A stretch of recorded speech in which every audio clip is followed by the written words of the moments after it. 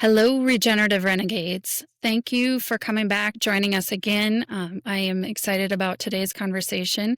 I have Dan Kittredge here with BioNutrient Food Association. Myself, I am Melissa Larsen, filling in for our Chief Regenerative Renegade, Matt Meyer.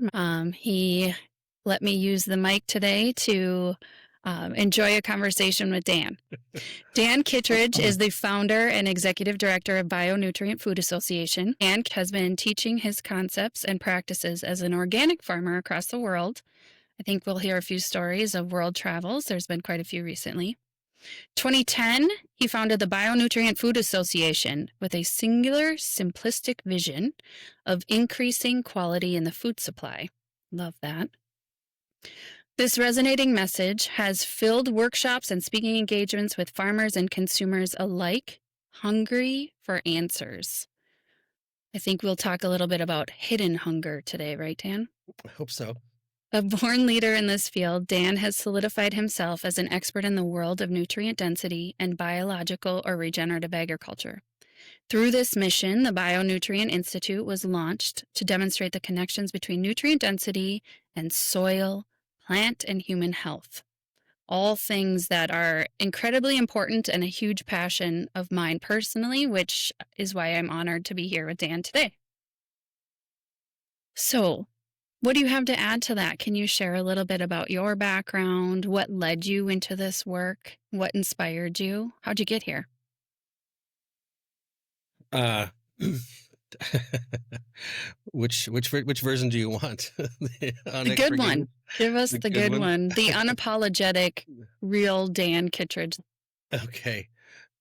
Well, thank you for having me on, Melissa. And it's great to talk to you. I'll say that first, but Thank looking you. forward It's looking forward to great. the conversation. Yeah, I grew up on an organic farm. My parents ran an organic farming organization, so I come by this culture sort of from a very young age. I consider it to be a privilege to have been brought up in that kind of a lifestyle and background. I think, in all honesty, my time in the Himalayas is part of the sort of the rationale and justification behind all this work. My early 20s, didn't I found myself up in the Himalayas, sort of studying the science of the East and Hmm. practicing, and got to a point with my practice where there was basically more energy running through my body than I could handle. And I got to thinking about the fact that I was raised on an organic farm. I was fed pretty well. I was young, I was healthy, and my body couldn't handle the intensity of consciousness. And as I was looking around me at that point in time, and as a young, arrogant, judgmental,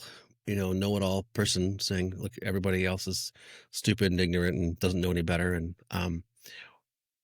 got to thinking about the fact that I was pretty privileged to have a strong, healthy body, and I couldn't handle the intensity of what I thought the truth was, and so it just felt to me like an important thing to that I could do to help. I was looking for a purpose and a mission, and you know, supporting people's bodies and being more well so that they can tune into their higher natures. They have more energy to manifest their full potential to be their own individual beautiful beings, like seemed like a thing I could do with myself. And so I understood that you are what you eat, and if you eat junk you begin to fall apart, and you got psychological, emotional, physiological you know dysfunctions that occur. And a lot of us are not eating food that's that good because there's not actually that much good food out there.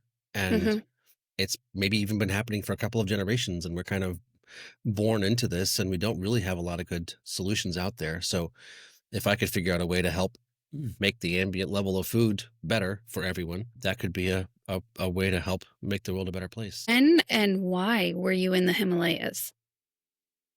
When and why? 1999, Okay. 2000, 2001, I think was the first couple tours, because I was completely done with the the Western culture I'd been brought up with. I was Hmm. looking for purpose and meaning, and I'd asked the question why since I was 3, and yet to find a good reason. I'd yet to hear someone give me a good reason why I should do anything. Curiosity brought you to the Himalayas to Well, build on your curiosity? I read this book that basically said the answer to the question why is love. And that, Hmm. you know, transcendent, superconscious enlightenment is the birthright of all of us. And getting to that point where you're so centered and so deep that you're resonating profoundly is like not only, well, for starters, it feels better than anything else. Like it gives you more fulfillment than anything. So, what are we doing here? What will give us deepest fulfillment? Coming closer and closer to the divine will do that. And I think the cultures of the East have a science that, if we practice it on ourselves, can really help us in that process. So that's what I was doing there. Um, So that brought you to kind of thinking more toward food system and how health and food are related, and that did that lead you to the path of BioNutrient Food Association? What connected those links, or how did you go from Himalayas to BioNutrient Food Association? there was a bunch of activist stuff in the middle there, which I'm not sure if I can get away with saying publicly, but presidential political campaigns, and I think I started a commune and was a anti-GMO activist. Did Mm, a bunch of sort of things. I would work on my parents' farm in the summer because I needed to make some money, and then I would go do whatever I felt like in the winter. But when I got married, I realized that I couldn't make a living and provide for a family, and I needed to get serious about actually being a man for his family. And I farming was the only thing I sort of knew how to do, and so I would try to be a farmer, and that's when I realized I was a bad farmer because I bad couldn't make a farmer living. because of economic A lack of economic viability. viability. Mhm, mhm, Yeah, I was and like, but I have no doubt you were producing excellent food. It was the economic viability component. Is that I is that well, true? I would say no, I was not producing excellent food as No. defined by whether it was susceptible to insect and pest pressure. So Mm, I'm from New England. From a vegetable kind of producing operation, not a big grain or animals operation. And we regularly uh, had our crops, succumb to pest and disease pressure. mm, And by my understanding, that is actually a very good definition of not good quality food. That only when your crops are indigestible to pests and diseases should they be considered to be fit for humans to eat. And so, mhm, starting with that humility of like, I'm not a very good farmer, and having the drive of I want to start a family and I can't feed them and provide for them, so I need to learn how to be a better farmer. Brought me to the Acres USA world, which mm, was a mm. complete, absolute, amazing, profound thing. What Charles Walters started more than I think 50 years ago now. The 50th anniversary conference for Acres is going to be this year in December. So, yeah, that was An where I acre. really picked up a lot of the insight that I've brought forth through the BFA, and coined the term nutrient density there at the Acres conference, and those are all my elders. So And I've heard you tell this story about pests and how you related that back up, perhaps on potato plants, and using that example and the example of your dog and kind of that aha moment. Can you share yeah, a little bit about that? poor Stuball. Uh, our yes, our farm dog Stuball. When I was working there on the farm at my parents' farm. One of the CSA members he was getting old. He's like 12 years old. He's an old lab mutt, and he uh, he was sunning himself on the driveway, and one of the CSA members sort of you know swung in a bit rapidly and either didn't see him or thought he'd get up out of the way, and he didn't, and so they one tire went over his hind end and kind of ground him into the driveway, and he yelped, and there was a big cut, and he got to hang out in the house for a couple days. Hmm. Um, Whatever. So a couple days after that, and he was back out sunning himself on the driveway with his cut end up. And I went to look at his wound, and there was some maggots in there Hmm. eating the dead flesh, which is nature's way of cleaning out a wound. But I thought that was pretty gross, and I just about lost my lunch. But I had in my hand a 5-gallon bucket that I was using about to go out and knock Colorado potato beetle larvae off the potato plants into the bucket, because if we didn't do that every 2 days, the potato plants would get eaten alive, and then we wouldn't have any potatoes. And so, yeah, that was a moment when I was like, wait a minute, there's larvae eating my dog, and that's not okay. Hmm. And there's larvae eating my plants, and that's completely fine. Like, maybe I'm missing something here. Maybe being eaten alive by a larvae is a sign of something wrong. And then you could argue, Something like, unhealthy, something wrong with the system, out of balance. Some. something, right? Yeah, this is like nature is saying like, you know, you're sick, you're weak, you're not fit for reproduction. I think it's nature saying you're not fit for reproduction. I think Hmm. this is how we actually have the, evolution happens and the survival of the fittest is those that are unfit, nature, takes out so they Hmm. don't weaken the genetics of the next generation. So being eaten alive by a flesh-eating fungus, you could argue, is a very similar thing, whether it's a staph infection or bursa or versa in humans, or if it's a mildew, a powdery mildew, downy mildew, blight, late blight, fire blight. Those are flesh-eating funguses. Those are signs. Being eaten alive by a flesh-eating fungus is a sign that something is wrong.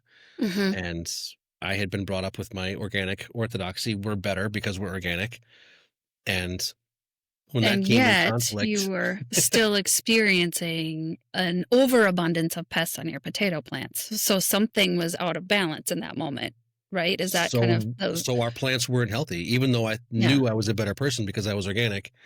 The reality was my plants weren't healthy, so I had to deal with that.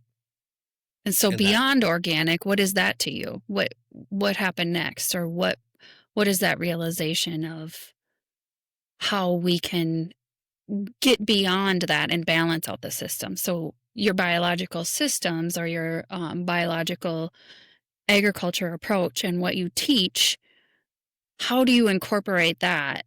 What is that, and what does that mean to you?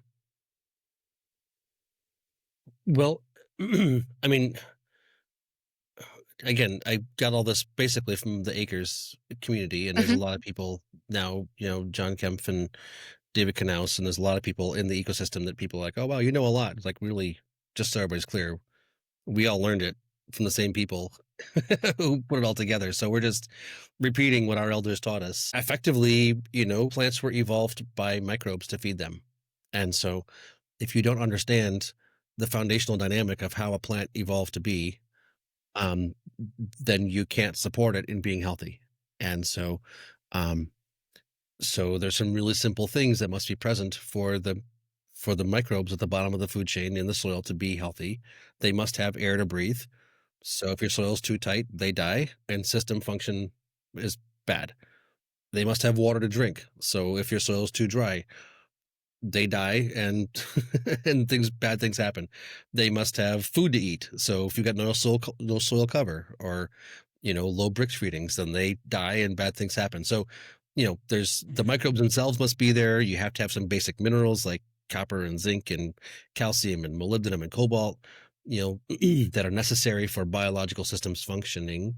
But I didn't learn any of this growing up in the organic ecosystem. We didn't. It was sort of like, compost, maybe some limestone, I don't know, Hmm. mulching sometimes, but like there wasn't like actually a deep agronomic understanding of what the hell we were doing. And so it was just like, I don't know, put them in and hope.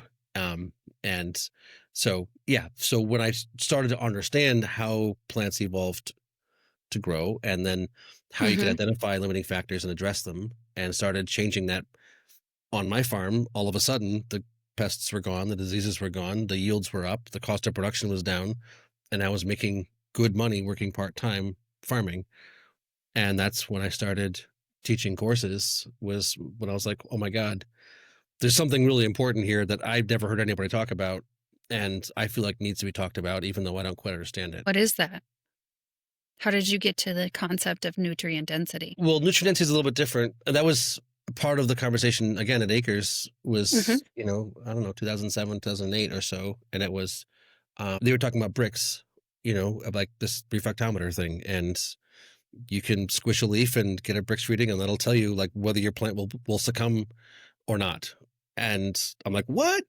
You can take this little $10 thing, and you can take and squish a leaf, and it'll tell you like whether the potato bugs will come or not. Like, that's ridiculous. Oh, and Hmm. by the way, you can squish the potato or the carrot, and it'll tell you how nutritious it is. What? Yeah. Like, I like, this was complete like mind boggling. Like, oh my God, wow, how could I never have heard this before? I was like, what's the word for this? What's the word for that variation in quality between this carrot and that carrot. And they were all Yeah. like, there is no word. So that's when we created it. I was like, this is an important piece of the puzzle. Like we have to have, you can't have a conversation about a thing, a concept, until you've got a word for the concept. So Mhm, mhm. that's when we did it. And And that's when nutrient density was born yes, in what we understand. So how would you define nutrient density? I would define nutrient density as sort of like there's a bunch of different ways you can look at it. One is that thing that you know, that is when you taste this tomato and you like it, and that tomato and you don't, or this peach and you like it, and that peach and you don't, or this milk or this beef or whatever it is, that Flavor, that that flavor thing that profile. you Yeah. viscerally as an animal say that is good and that Mhm, is not, mhm. Our that's bodies what know. Our minds. we're wired. Mhm. Yep. We're completely wired with our noses and our tongues and our bellies Mhm. to Our sense what is good and what is not good for us. our And senses are amazing, and we let our mind get in the way sometimes. I Too think often. we've been I think we've had far too much attention put into our minds and not enough attention put into our deeper whole beings. Absolutely. Yeah. So you can measure it, you can do empirical things to define it, you can build meters to test it, but effectively nutrient density is that variation. This is more Mhm. nutrient dense, this is less nutrient dense. That's the word we've got, or the term we've got. I remember hearing you for the first time, and my mind was like, "What?" It was, um, you were talking about the differences of zinc, believe it or not, and how I just love this example because it just zinc alone and thinking about the variation of zinc in, let's say, a carrot or any unit, any vegetable Wheat. unit, Let's look about wheat wheat. as a staple crop and stunting in Africa Right. or And something. how the United Nations is saying that we have a deficiency, a global deficiency of zinc. Yet you have the capability of measuring zinc among many other nutrients and minerals within certain food.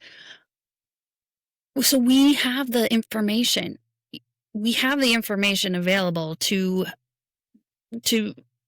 end this crisis, right? I believe if we piece all of this together, so that's how I don't know how long ago it was, what, 5 years, 6 years ago I remember when you I said, emailing me out of the blue. oh, well, wait a minute. So here's the thing. So zinc deficiency, not only does it impact people across the world from a public health perspective, it costs us a lot of money. I found this stat this morning. Impact of zinc deficiency is in millions of dollars per year, reducing the GDP of some countries as much as 11% in zinc alone. So, how much that's costing us globally um, because of this lack of nutritional quality that we have due to what soil depletion. It's estimated to impact around 1.1 billion people. Yeah. Billion people. And so that's what got me deeper engaged in conversation with you. Understanding that you have an affordable handheld spectrometer that can measure these things. So can you share what is this? Share with everybody else this exciting information and the tools that you have and kind of what you see is possible with these tools. Yeah. Well, yeah, I mean, zinc is a great example of one nutrient, right?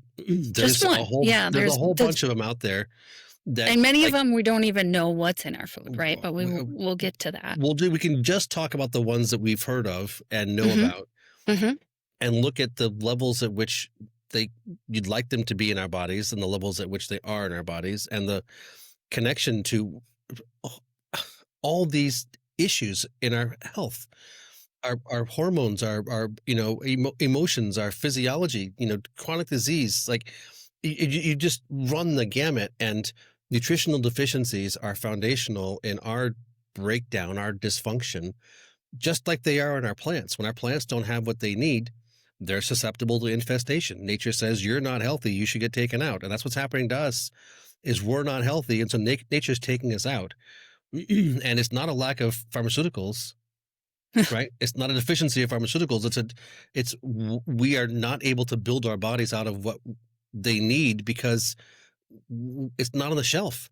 Hmm. It's not available in the supply chain. And so that understanding that this is a real thing, that nutritional deficiencies that have been building up because of how we've been growing our food for decades, many decades now, which has been part of what our grandparents ate and what our parents ate. And Hmm. now, part of that is now where we're at. And if we've got kids, we're talking 2, 3, 4 generations into this, and we're starting to have issues. For starters, if you just work with nature, which is actually really simple, but takes a complete shift of mindset. Um, you know, these nutrient levels are much higher in food that is grown in harmony with nature. That's the way it works. So we got the solution is there. The opportunity, the potential is there. It's doable.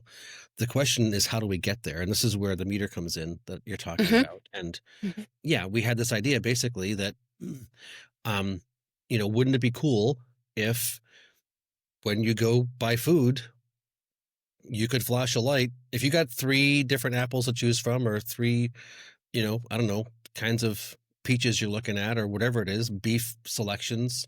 Hmm. If you could flash a light at one, and it would be able to say, this one's 20 out of 100, and flash a light at that one, and this one's 40 out of 100, that one's 80 out of 100. If you could know of the things you got available to you, which one's better, which one's worse, most of us, for either ourselves or our children or whoever we're buying for, will probably choose the better one. So that was the vision, was like, is it possible to have a handheld ray gun that you can use to, flash a light at things and see what they are? So you don't have to trust any labels or any marketing or any certification or any of that stuff.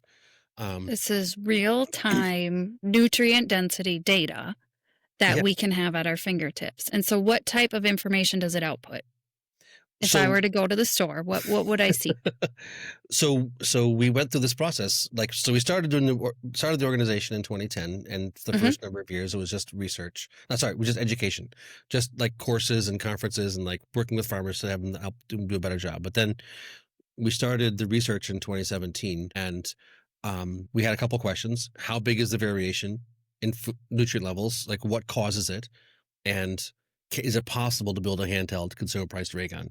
And Yeah. so, um, after a few years of work and working, I think it was about 10,000 crop samples and 25 different crops and hundreds of farms and multiple continents, we were able in 2021 that we, released this little handheld gizmo. It's pretty, it's like it's rudimentary, It's but it simple, works. It's right? 10 LEDs. It's a little, a chip we had made in China, but engineered. It's 3D printed. Like, we're a small educational nonprofit. We're not a company, right? Hmm. So Hmm. we were able to build a handheld consumer priced flash of light nutrient meter. What this can do is, in carrots, it can test, antioxidants, and in zucchini, you can test polyphenols, and in wheat, it can test protein and polyphenols and antioxidants. So there's different crops that it's calibrated to that it can do individual nutrients on, but it's It's not a nutrient. amazing. It's I not a mean, nutrient that's density meter. amazing. It's not a Well, nutrient density meter, but but it is it pretty cool. it Yeah, it I don't want to get over it. Yeah, just okay. So it does measure nutritional quality, it or it measures measures the nutrients within a certain product. individual nutrients and individual crops is what it's calibrated for now. One central question is, what is nutrient density? Like Yes. I said, it's that you can tell it's this, this peach is more, that peach is less, is our sort of like deep internal assessment. But if you were to try to publish a paper in Nature or Science and say, this is the definition of nutrient density, you got to do a whole bunch of complex science to get to that point. And so that's what we've been doing with, partnering with Thousand Hills with the beef project. And now we're hoping to step into, 20 other crops globally in the next couple of years. That's a really complicated science project. And so only when you get done with that science project and you have at the end, like, okay, these levels and ratios of these nutrients equals 80 out of 100, and these levels and ratios equals 20 out of 100, could you then calibrate a meter to test nutrient density? So Hmm. you have to do the research first before you can build a meter to test the thing that they've now defined. So this one is a proof of concept. It says it's possible. And, I mean, the paper is going to be coming out in a couple months. So we should be able to then begin engineering meters for beef that can be out in people's hands. If anybody wants to. I'm not a, we are, we are, I think you have a DFA is an few organization. takers here. Well, the thing is, we're And an then, organization yeah. and a nonprofit educational organization. We're not a company. So I don't want to be competing with companies in building meters. It's it's one thing to But figure I out what think what nutrition you've is. So done yeah, is you've cut through a lot of noise to be able to simply ask and answer questions about nutritional quality in our food system. And that is exactly why I reached out and just fascinated by your work years ago, why I'm glad you're here today. And it does get to the answer.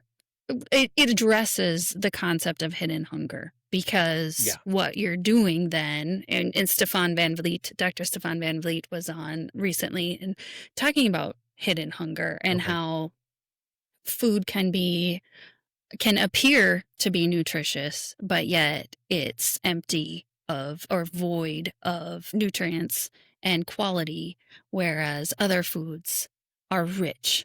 And so that what you've started with your spectrometer is a great example of how we can address that hidden hunger simply yeah, and kind of broadly. And I love that. But let's talk more about the beef study that you just mentioned. yeah. So how did that come about? What inspired you to start with beef? Because that's an animal in itself. So why beef? What and tell us about this project. Yeah, well, so we answered our first few questions, which were like, yes, nutrient variation's massive. Hmm. It sure looks like it's soil health. That is what connects to things being more or less nutritious. Like it's not local, it's not genetics, it's not certification, it's not point of purchase. It's actually the soil the food grew in is what connects to how nutritious it is, which may be uncomfortable for some people who are wanting to be like, we're organic or we're local or we're this or we're that. Like Right. those are It all cuts nice, through but certifications. It cuts through they don't necessarily. claims. It really just the way I see it is it provides real, accurate information that traces back through practices. So when I had the fun opportunity of being on the field and testing, we were testing soil. We were getting soil probes from our farm and others. We were getting forage samples at a variety of pastures where the cattle were grazing. Yeah. I was digging in the cow pies, getting fecal You samples. get fecal samples as part of it. Yes, absolutely. And then tracing that through the animal and making sure that the animal was the meat was in the lab to be tested so that we could identify what is happening before it gets on the shelf and then how does that impact nutritional quality. And And then it it was fed to people, and fed to and people. watched what happened to their bodies versus when they ate grain-fed beef versus when they ate the Impossible Burger, right? I mean, Uh-huh. you were Uh-huh. part of the whole thing. You guys have been like more deeply integrated than I don't think anybody else in the world in this project. So, thank you for your passion and engagement. But My yeah, pleasure. I mean, that's it basically was it. cow Is pies and all of it was so much fun. But it's important. It's important for research. But tell us what you found. What were the key findings of it? well, the first thing you said, why beef, and the Yeah. reason why beef is Yeah. because there's more land on this planet used in the production of beef than anything else. And so if we think that, helping people choose better food is going to have an implication on the way that food's grown, and we have any concerns about the state of the environment, causing beef to be more well raised is, we think, would have a really positive impact on the ecosystem. Um, so that's why beef, as opposed to anything else, is because it's got a bigger ecological footprint as far as a foodstuff as a crop, food, whatever it is, farmed thing than anything else. What do we find?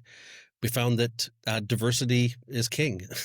Yes. We found that like the greater the diversity of species in the pasture for the animals to eat, the healthier they are, the better the system is. It's all kind of like duh. Right, Nothing. it's going back to common sense, like we were just talking about. If There's pests nothing new are here. on a right, Yeah, like, we just have to I like need to have a balanced diet. I need yeah, to pay attention to what I'm eating. Cattle, animals, grazing, ruminants, they need to pay attention to what they're eating, but they inherently know and they act on it, whereas we as people, maybe we'll act on it, but maybe we will I let think our I minds think get in the way. we've been perverted by our, by culture and all these things that we have tricked our senses, all these synthetic flavorings and all that stuff.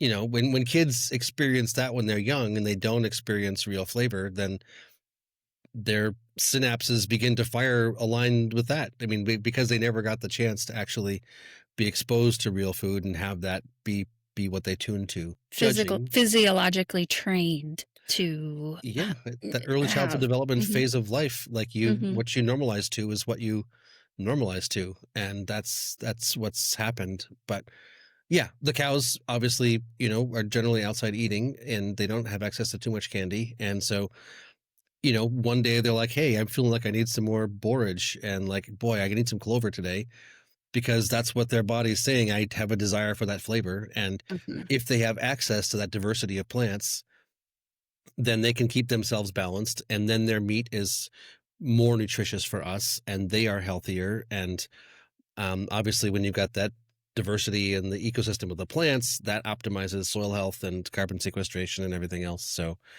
yeah, animal welfare, ecosystem function, flavor, we hope farm viability, nutritional Mhm. caliber—they're all basically the same thing. So, I don't And know. when I think about it from an economic standpoint or a value, Mhm.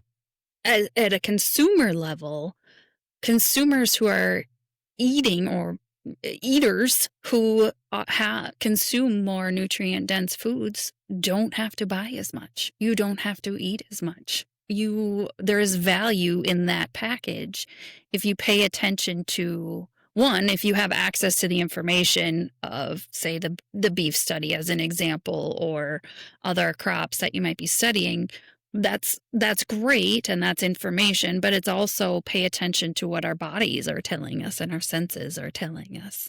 Yeah, well, I think the reality is that, I mean, back to the hidden hunger thing, a lot of the food that we have access to now, well, the things we call food, I would call ultra processed products junk and not food, but we can have that semantic conversation if you want. A lot of the things that we consume, ingest, have lots of calories and have an insufficient level of nutrients. And our bodies need nutrients to function. And when they say, look, I don't care that I've eaten 2,500 calories or 3,000 calories. I'm still actually aching for these core nutrients. I'm still hungry. Then you keep eating. But if your food has high levels of these nutrients in it, once your body's got what it needs, it says, okay, I'm full. I don't need anything else. So absolutely, to your point, it is a way to save money. You know, Hmm. if you're what's the word? There's 7 deadly sins. If you're a glutton, I guess maybe that it might not work if you just like insist on eating too much all the time. But if you're willing to listen to your body and say, okay, I'm full, I'm going to stop. Yeah, I think it absolutely can be an economic argument as well. Like you just don't need to buy as much because you get your needs met with less. Yeah. What are the main categories that were tested or measured within the beef products in the beef study? In the meat itself, Hmm. there was a whole suite of different elements. There were enzymes, there were vitamins, there were fatty acids, and there was a whole ton of secondary metabolites. So yeah, pretty diverse spectrum of compounds. And that was Hmm. part of what took so long. Why the project took so many years was because actually getting the lab methods to be able to get like actual numbers for some of these compounds didn't exist. And so Stefan had to spend a lot of time basically building his own calibrations to be able to actually run the samples, because no one had done it before. So, it Hmm. actually has been cutting edge. It's part of why it's taken us so long is because, like, it hadn't been done before, and, like, a bunch of stuff had to be figured out before we could actually go through the process. So, Yeah. I know Which you is and I are both groundbreaking. That's expressed where frustration, good but data and good research comes from, is when it's new and it hasn't been done before. And we, as people on this planet, we need that research. So thank you for seeing it through all the way through. I know you mentioned it was a long process, and I know that it was a lot of work. So thank you to you and your team for doing that. you're welcome. Um, I'm going to switch gears a little bit, but I know over to certifications. So you grew up with values of good food values with your family, your parents, mostly around organic and organic certification. Where do you see the role of certifications today and related to the work that you're doing? Well, I think, yeah, I can go like 5 different directions. I would like to say that we shouldn't need certifications because we should be Mhm. able to actually, and this is where I think we're going, is it'll be one of the cameras in your phone, and you Mhm. literally don't have to have a separate gizmo. You literally just open up your phone and you flash a light and you get a reading. Well, that can't work with something that's in a cardboard box. The level of research necessary to get to that point for any processed product. I mean, we don't even have a definition for one thing yet, much one whole food, much less 20 or 30 whole foods. So there's a process that's going to take time, which, is money and research and everything else. So, I mean, I love the non-GMO like certification. I think that's a great one. Why is that? Why? Well, because I think it's an important piece of the puzzle. I think organic in general is good. Actually, Mhm. the certification, what do they say? I mean, you can't apply a bunch of toxins, but there's also a bunch of stuff in the processing that you can't do. That's 60,000 compounds that if you're making an organic product, 60,000 different compounds you can't use in the manufacturing process that you can use for normal. So I think some of these things are great, but I mean, yeah, my vision is to work on you know, a solution set where we don't need certifications at all, and Mhm. we can have the instrumentation in our hand to assess. I think, a big part of this, and Stefan's talked about this as well, is like if we would just control ourselves and eat whole food, Mhm. like if it's a processed product, I mean, it's not food. Like just because it's there to tempt you doesn't mean you should get it. Just because your kids have seen the ads and are like screaming and hassling you in the grocery store Mhm. to like, I want this. Like if you can somehow have the fortitude to say sorry, not an option. I think that's massive. I think Stefan talks about that. Just if we just ate whole foods, that would be 90% of the return to vigor and vitality. It's the Mhm. the fact that things are processed is so big. So, um, It is. And and it in many you to cases, your point, it's very much an uphill battle. I mean, as a parent oh, and as somebody just living within a society where we are bombarded everywhere completely, with yeah, messages or maybe pressure to purchase, and then the internal pressure from those little ones of mom, mom, mom, mom, let's get this. And I give yeah, in. I give in plenty. 100%. And then once they have it, and then they get the sugar peak, and then they crash, and Hmm. then they start screaming, and then you do it again because like Hmm. you can't handle the psychic It's a tension of all the cycle. screaming, and it's just this like it's a slippery damn slope. Hmm. Yeah, just don't take them to the grocery store with you. I think it's what it comes down to. You want junk? Go earn some money and buy it yourself. Yeah. It's hard. It's hard. But I'm not sure I answered your question about certifications. Well, you see a role, I think, in the short. What I heard was you see a role in the short term, specifically around non-GMO project, because Yeah. what they are doing, what I'm kind of putting the pieces together, is what they are doing is eliminating genetically modified organisms within our food system, which are harmful to our bodies in Yeah. various ways. and impacts our senses or tricks our senses into believing that this might be a food that's good for us, whereas it may not be. And so there's a lot of science kind of going back to that pressure of even at the grocery store, but there's a lot of science that is building up food that is genetically modified that we need to how does our body differentiate that, and having something on the label helps us. So what I'm hearing is that's an important one for consumers to pay attention to. I think in general, the Non-GMO project. organic and NGP are going to tell you that like a lot of bad shit was not added, and Mhm. that's a great baseline. Mhm. What NGP is coming up with now is their Integrity Health Collective. Are you following that? It's really really exciting. You know, so if we are in this world where we do buy processed things, Mhm. like sandwich meat, like bread, like mayonnaise, like just think about some basic processed products, not whole potatoes or carrots, but like things like that, cheese. Um, Something with multiple ingredients that have been prepared for us to right. purchase.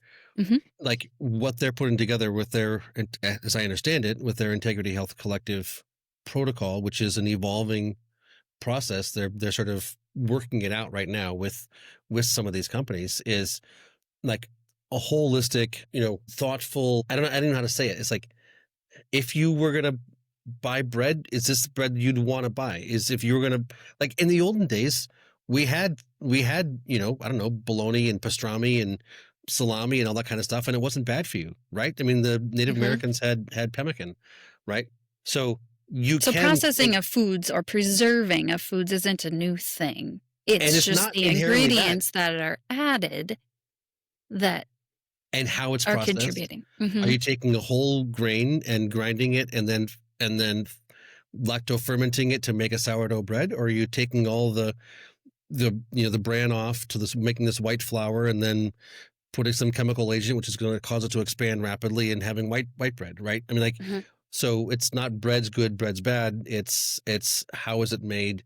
It's not sandwich meats are good, sandwich meats are bad. It's how are they made? And so I think that kind of a label Mhm. makes a hell of a lot of sense and is a really, really important and valuable um, project that I think is coming along. I haven't talked to Megan for a little while to see exactly how it's going, but So um, that's an emerging certification. that I'm very excited about. If you're going to be buying processed Mhm. things, that would be something I would Mhm. want to be Mhm. looking for on a package. Yeah. And what would we look for? I don't The even know what that Integrity brand is. Project? Okay, so it's I think coming it's out and called we'll the, have to. Nutrition Integrity Collective, I think is what they're Okay. calling it. It's a project of the Mhm. non-GMO project. I mean, they started that non-GMO certification like 20 years ago or something, and they're like they've been frustrated for a long time. It's like we don't want to just have not bad. We want to be able to say more good. And so that's it's a really thoughtful process. There's another one in Europe called Blue Blancourt. Mm. It's the only real nutrient density certification label I know of. I think there's like over 2 or 3 billion euros a year in sales, so it's like a real, and it's a trade association. They've got it's like a bottom up. Like there's farm members and consumer members and researchers and government agencies have roles, and it's actually like a thoughtful coalition, and that looks at I think it's primarily animal products, and they're looking at omega 6 omega 3 ratio, which is one of the things we found in the beef project predicted very nicely overall system function. Um, but if you can get that omega 3 omega 6 ratio to be relatively balanced, it means that animal was likely relatively well fed. And so that's what the Blue Blanc course label effectively tests for. So if you see that label, I don't think I mean, there's like 2 or 3 products in the US, but Okay. um, And do you see that coming into the United States? Is that creeping in? I don't know. I mean, I just actually talked to him yesterday. I'm going to go out and hang out with him a couple times this fall. But um, yeah. Again, my focus primarily is on this nutrient density thing and Yeah. seeing if we can globally come together around a process of defining it and then having instrumentation and all that kind of stuff. So broad level thinking, globally defining nutrient density, having something accessible with your tool. And what else is on your wish list? Where is this going? What else is on my wish list? Yeah. I Where do you can see this going? well, I mean, my wish list is to get the job done. So Yeah. how are we planning on doing it? Yeah, I mean, now that we've I think got a solid plan for a model based on how we did beef. We're starting. We're calling a treaty on nutrient density, and so we'll be launching it. I think in uh, 10 days or so. Wow. Basically, the idea is to have a global coalition of thoughtful people who can consensus on a plan. So we basically going to say here's how we did beef. This is basically our proposal for how we do 20 more crops in the next 2.5 years. And so we're going to have a series of listening sessions. So we go over to Australia next month, and then it's Europe. Australia this month, then it's Europe, then it's back here, then it's South America, then it's Africa, then it's back to Europe and back over to North America. So we'll hit 5 out of 6 continents. But yeah, engaging researchers, agronomists, chefs, Hmm. nutritionists, NGOs, corporates, philanthropists, like really saying, here's a plan. Like, what do you think? Throw Hmm. rocks, make suggestions, give feedback. We're going to go out and around the world. We're going to, listen, we'll integrate those insights. And then we'll hope probably by the end of November or so have like a final version of the treaty. And then Hmm. anybody who's taken part and they think they like what we've done, we ask them to sign on to it, put your name on it, your company, your organization, your credentials, whatever it is. And then we go to the funders and say, look, Hmm. we've got all these thoughtful, serious allies around the planet who said this makes sense. They agree to this plan. We need 25 million over the next 3 years. We need 5 million in tranche one and 8 million in tranche two and 13 million in tranche three or whatever it is. Um, are you up for putting in 50K? And Are you up for this putting in 100? And if we this can get a bunch of goal, people to all kick in, we should be able to do it. mhm, and this Sorry. goal is advancing nutrient density globally, To define it. loosely speaking, to define nutrient We density. want to have a 1 to 100 definition for 20 different crops. So Okay. if you give me a carrot or you give me potatoes or you give me wheat or you give me milk, I can say, based on these 8 biomarkers at these levels and ratios, we can test this carrot and say it is at the 24th percentile. I Hmm. want to be able to categorically say where any one of these 20 major crops sits in that continuum. Once we publish that, then we think people who want to build meters and make money selling meters will do it because they'll have a calibration set they can sell. Right now, if anybody wants to make a nutrient density meter, like the first question is, what are you measuring? And Hmm. and there's no answer because no one's figured it out. So Hmm. if we figure this out and publish it, then we hope that people who want to make money will get involved and start selling us things that we can use to test with. Okay. That's the plan. It's the vision. That's a We'll great see. plan. That's a big vision. Yeah. Yeah. I got a bad habit of grand endeavors. It's action oriented visionary.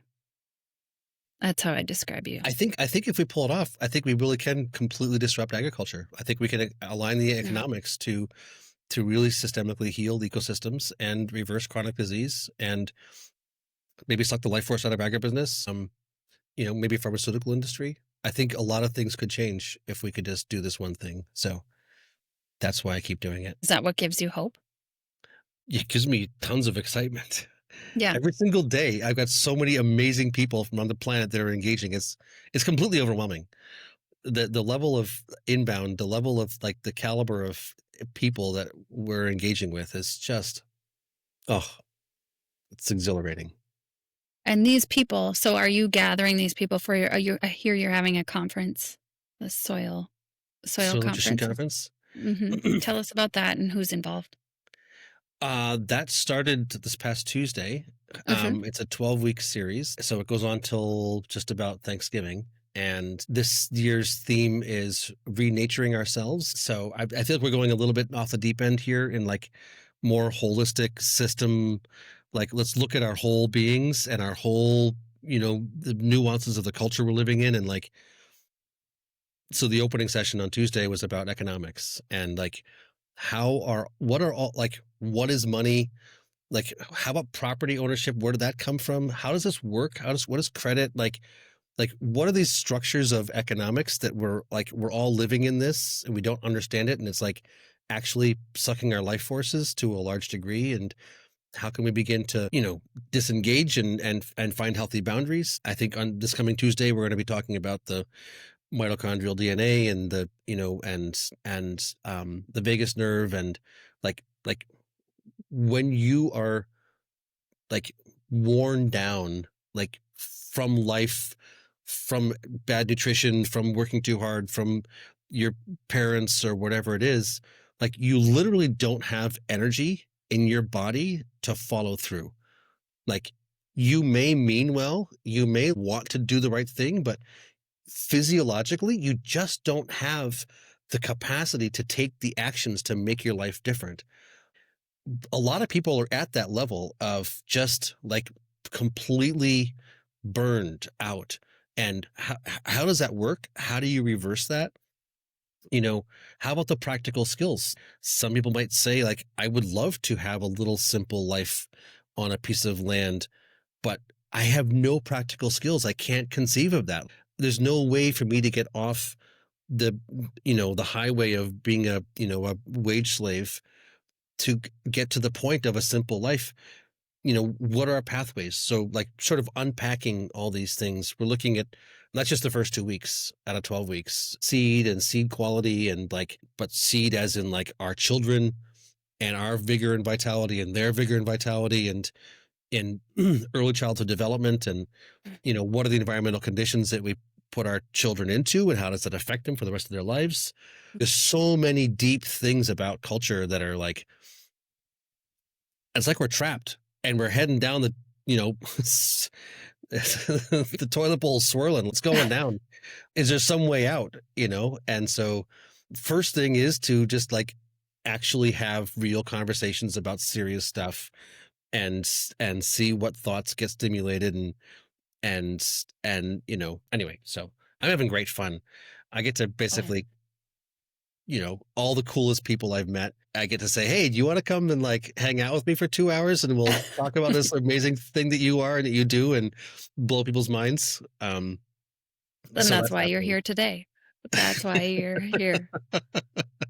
Get to talk And with that my brings us cool back friends. to full cycle of how you started some of this conversation and in your life of asking why.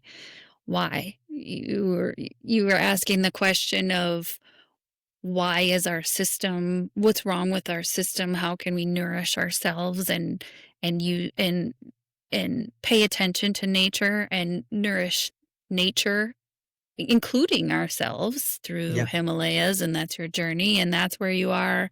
What kind of woven you through into the BioNutrient Food Association and really into our food system, but also now you're, as you're talking about your current conference, thinking about the whole holistically as people, and how can we improve ourselves, and kind of energy.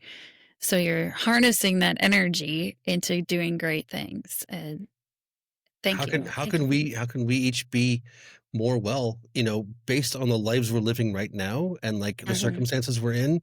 It becomes difficult, right? It's like it's a slippery slope, like we were saying before about with the kids and shopping. It's like what's the pathway out of this? How do we get out of this like slippery slope where it's like we work harder and harder and have less and less, and there's more and more stress, and we have less and less energy, and that it seems like that is something a lot of people experience. And um And yeah. you're cutting through that noise Well, unapologetically, which is why you're here as a regenerative renegade.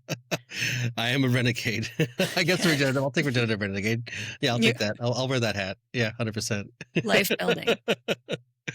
And I love your beef too. Yeah. Thank you. Any Yeah. other shout outs or final thoughts? I don't know. Thank you guys for all the work you're doing. I appreciate your presence and your stick to itiveness, and your, as a company, your desire to really do the best you possibly can. And there's not a lot of people and organizations and companies out there that are just like in it for for the deep purpose and calling. And I Mm, really feel like you guys, I mean, I don't know your father that well, but from what I know about the organization through you, it just seems like that's a big part of your mm. ethos. So I'll just say Thank thank you to you. you guys. That means a lot. Thank you.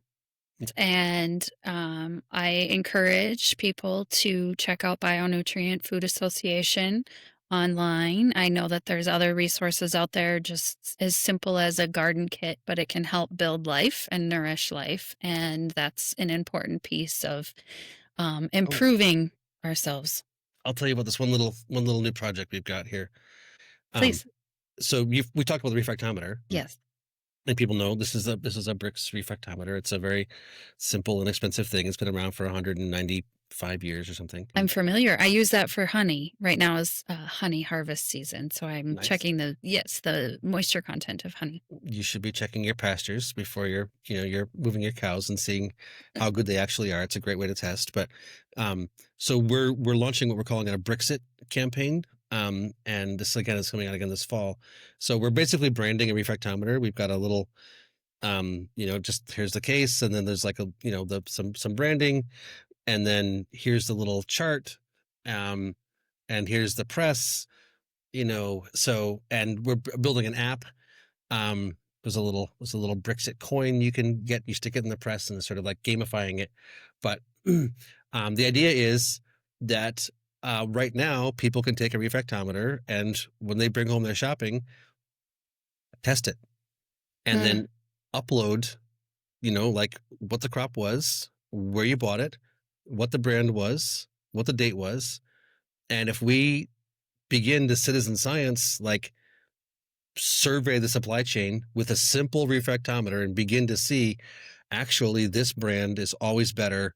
This store I'm paying top dollar for, but almost nothing is that good. Or, you know, this farm at the farmer's market always has the best stuff. Like, is so another way that we together can begin to empower ourselves to make decisions before all this fancy science is done and the expensive meter and the ray gun and all that stuff is done. We can still use these simple old fashioned things to great benefit. So that's something else So people can this look is out a for. tool we can take and bring wherever we're making our food purchases, whole food purchases, right? And After you can't squish the carrot before you buy it. You're not supposed to. sure, okay. Yeah. So when So you we just when we make a take it home. purchase, we're taking our food home and Yeah. we can measure. What are you measuring on there exactly? Brix. What's the Brix reading? What does Brix Hmm. measure? Hmm. Brix measures, it's what's called total dissolved solids. So Hmm. what I mean, effectively, it's measuring the bend of light. So I like to say if you were to taking a bath and you put your arm in the bathtub and you can see it looks like it's bent where it enters the water, and it's not bent, it's just the bending of light when it passes through water. Then if you take a handful of Epsom salt and you put it in the bathtub and you stir it up, dissolve it, and you put your arm back in. If you look closely, you'll see your arm looks more bent. Hmm. Obviously, it's still not bent, but it's the Epsom salt dissolved in the water caused the light to bend more when it passed through than just in pure water. And so, what a refractometer does is it measures how much light bends when it passes through a liquid. So, simply said, a carrot that's watery, that doesn't have much flavor, doesn't have much nutrition, when you squish it with your garlic press and get a drop of juice out onto your refractometer and look through, it won't bend the light very much and it'll get a low number. And if you've got a carrot that's not watery, that's full of all kinds of flavor and nutrients, when you squish it and get a drop of juice out and look through, it'll have a high number. So Hmm. that applies for So carrots and potatoes and milk and apples and blueberries and everything. So we've got a the little chart higher here. nutritional quality, the Yeah. less water, the more mass or the less bending of light there will be, because this is a nutritionally, what I will say, superior or higher quality item, food item. And you have that right there. And we can we can do this at home. And then are And you collecting that data? Do you we're collect it building we're and building an app right now. And okay. so we're basically waiting for the app to get done built, which will be probably by the Mhm. end of September. We ordered all the parts from we got like 500 kits, and we got all the like we're making it as like a thing. So the idea is, if you want to be like an activist, you care about your food, you care about your Mhm. community, you care about your family, like you want to do something, what can I do? Yes. If you got any friends, I mean, some people have, not everybody has friends, but like invite your friends over on a Saturday, say, hey, bring your shopping, and We'll squish everything. You go to that store. I'm gonna go to that farmer's market. I'm gonna go to that store. Let's survey our supply chain. Let's look in our bioregion, all the options we've got. Let's bring them all to one spot, test it all, This is my idea of a fun put it Friday up night. on the app, and then anybody who wants to can see. Let's What that? let's have friends over. Absolutely. Bring all your Bottle of wine. food. Yeah, Let's test it. Let's have some 100%. wine. Let's do Yeah. this. Seriously. No, I feel really excited about this. It's like it is a practical thing we can really do that will have meaningful effect on our families and is a community thing and is sharing. Yeah. So that's a great one. That's Um, good. yeah, glad I got that That's one good. snuck in it there at the end. You're about to say goodbye. But I was like, oh, wait, That's wait, wait. great. There's one more exciting thing we're doing. Yeah. What else is there? What other shout outs do you have? I don't know. It's probably good for now. um, Well, yeah, but thank you. great Always fun. good to talk. Yeah, Always absolutely. good to talk. Appreciate your time. And that's great. I think now I know what I'm doing next Friday, Well, we after got to I get can the have a app kid. operational first, but or you can practice ahead of time if you want. But I think it'll be cool if you get all the Wine and food, I can practice. you can help practice the wine and food. We'll do the friends later. Yeah. Awesome. Well, great talking to you, Melissa. Yes. Thank you. Thank you, Dan Kittredge, BioNutrient Food Association. Appreciate all the work that you're doing. And we will talk to you soon. Great. Thanks. Thank you.